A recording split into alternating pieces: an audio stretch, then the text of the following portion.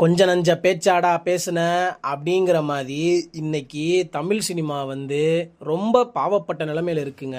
ஏன் அப்படின்னு பார்த்தீங்கன்னா, கூலி படம் வரும், படம் வந்துச்சுன்னா 1000 crore அடிக்கும், நம்மளும் வந்து 1000 crore கிளப்புக்குள்ள ஜாயின் பண்ணிடலாம் அப்படின்னு சொல்லிட்டு நிறைய தமிழ் ஆடியன்ஸ், தமிழ் மக்கள், தமிழ் சினிமா ஃபேன்ஸ்ல இருந்து எல்லாருமே வந்து ஒரு பரபரப்பா பார்த்துக்கிட்டு இருந்தாங்கங்க.